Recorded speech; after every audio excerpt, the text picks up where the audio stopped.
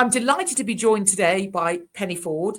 Penny started life out as a teacher and then actually grew a school and is now a female founder of Brilliant Beyond Belief. Penny, would you tell us a little bit about your role at Brilliant Beyond Belief? Absolutely. And firstly, Susie, thank you so much for inviting me today. So yeah, I'm co-founder of Brilliant Beyond Belief, and we work with really businesses who are courageous, they're forward thinking, they know that they need to invest in their people, and we work with them to develop high performance teams. And we do that by bridging that implementation gap. So many people know, they say what they want and they have the mission and the ethos and they know their growth goals, but they don't do the how. So we go in there and we do the how by working with mindset, behavior changes, habit changes. And then the most important bit is giving them the actual toolkit to enable them to be able to do that. Real life hacks and work hacks that you can use every single day from the off to make a real difference within any organization. And I love that. I love making that change. Fantastic. And I look forward over this conversation to be learning a little bit more about what that really means. But thinking about that, what would you say was your biggest success? So for me personally, it's been that business journey. As you said, I started off as a teacher. I always wanted to be a teacher from a very young age. I knew exactly what I wanted. My little teddy bears there with the registers, and that's what I wanted. And as life goes up and down, doesn't it? At 16, I told my mum and dad something that they probably never thought they would hear their 16-year-old say, "Mum, Dad, I'm pregnant." And it was a big shock for my parents, but I knew that I wanted to make my daughter proud. And you know what? She's been my driving force. And I remember having her, and it's quite frightening as a 16-year-old in the hospital holding your baby when everyone leaves and you're there. And I looked at her in my arms and I promised her that I'd make her proud. And that's been my driving force ever since. So was a teacher very quickly. My mum and dad supported me and I graduated, loved teaching. Was in a big school, used to teach 90 different children by lunchtime, but I loved it. And after a year, because I'm a bit ambitious, I applied for the head of English job at a private school. I'd never worked in a private school, didn't think they'd look at me twice, being a single mum, but they did, and got that job and flew up that career ladder very, very quickly. So youngest deputy head they'd ever had, and only female deputy head they'd had, and I loved it. It was magical. During that time, I'd got married and wanted to have more children. But as when you've got the career, you've got the husband, you've got the house, miscarriage. And in the end, had 9 miscarriages. But the way I got through that was really throwing myself into work and doing a master's degree and everything to keep that creative mind going, because that keeps you away from the sadness it does for me. And eventually they found out what was wrong and I got 2 more children. And that's when everything changed, because the governor's phoned me. I was literally in hospital with the 3rd baby. Governor phoned me and said, "Penny, the school's going to be taken over." And I was like, oh. And I applied for the headship, as you do when you've got a 2-week-old newborn baby. Didn't get the headship, but did get the deputy headship. But it wasn't for me. I don't mind acquisitions at all. I understand business, but you've got to have an alignment with values and ethos, and they were so far removed. So I left and saw a gap in the market and got £1.2 million worth of backing to open a brand new school from scratch. Back in 2013, we opened the doors. And that was my biggest success, was opening that. Then on the back of that, I realised how much I love business. I absolutely love building the team, the marketing, the branding, the ethos, driving success, and had to understand spreadsheets and P&L very quickly. And it was a big learning curve, and I love that. And that's when you have a dream and you make it happen. I realized at that point there was a far bigger world, and I wanted to help other people do that. And that's where Brilliant Beyond Belief, I founded that with Mahmood Mauji, and together we help people to those dreams you have of what success really looks like for your teams, that you can make it happen. And we do that with lots of different organizations now, and that gives me that fulfillment. And that baby that I held in my arms, she now teaches in my school. And so yeah, it's a full circle. Biggest success. Fascinating. And I think resilience, going for it, picking yourself up when but both personally and when things don't work in business. I hate to use the word, business failure, but because I actually think a business failure creates a learning, at the end of the day. So in that process, and in Brilliant Beyond Belief, what have you got examples where you have had a business failure, or what's your biggest learning? I've had a couple of funny ones, which were early doors, and then I've got sort of a bigger one, which is more businessy. My first sort of business insight was working in the catering industry.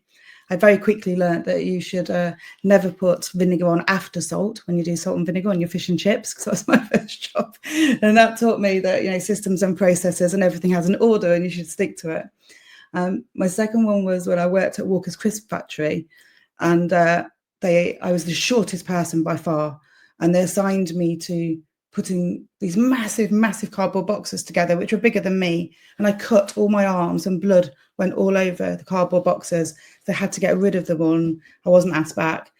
And that taught me that you need to make sure you match the right person to the right job always. But really in business, when I first with the school in particular, when you're an entrepreneur and you open a business and you want everything to be perfect, you have to very quickly realize it can't be, because it's speed of implementation and the learnings come from the failings. You need to get it out quickly. Yes, you've got a high standard, but you're going to learn and you're going to improve. It's going to evolve. So that was a big learning. And secondly was I took on everything. I wanted to do it all myself. I thought, and this is the biggest failing from my early business growth, that I was the person that would do it best. And it gets you so tired and exhausted, and actually it impacts every aspect of your life when you do that. So that was my biggest failing early on. And when I flipped that and realized, no, surround yourself with people who are better than you, then you grow an amazing team, and then you grow an amazing business.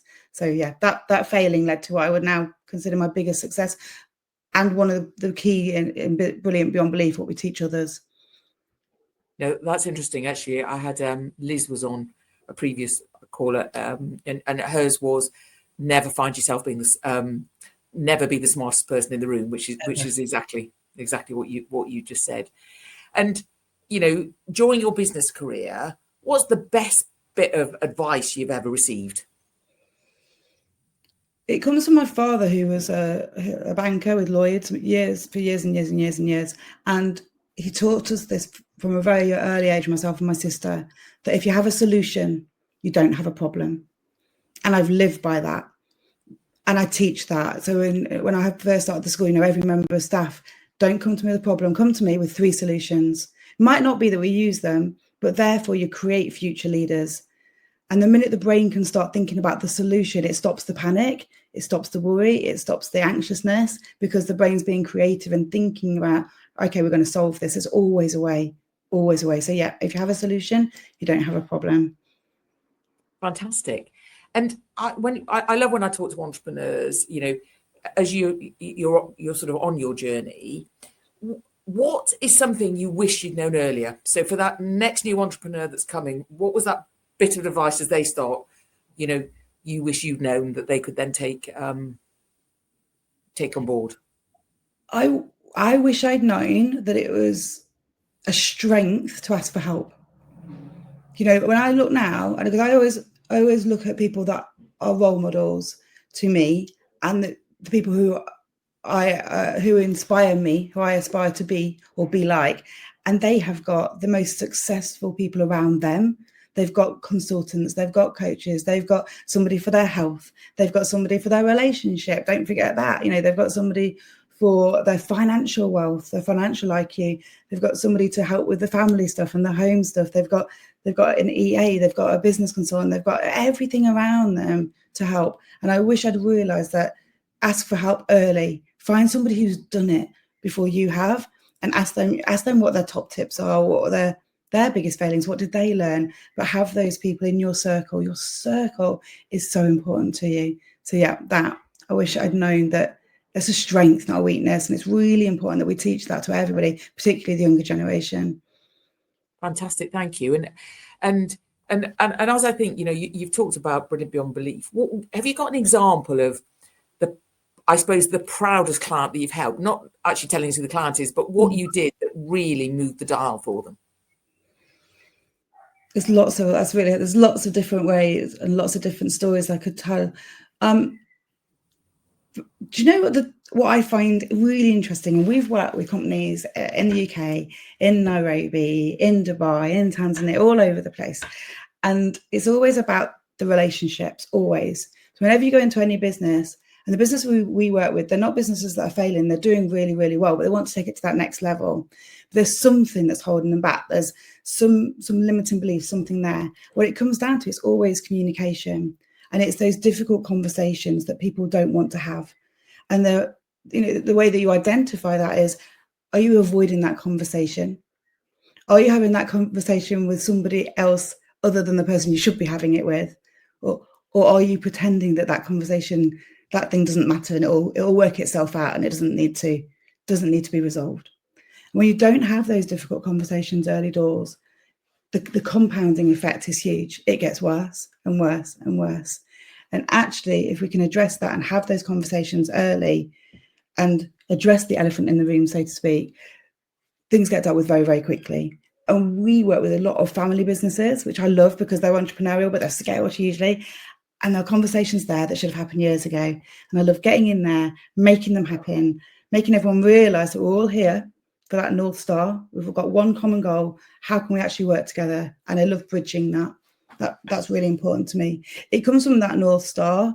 And when you get that alignment, and in the care world and education, we're so focused on education and care, and business seems alien and wrong, and we shouldn't think about the numbers.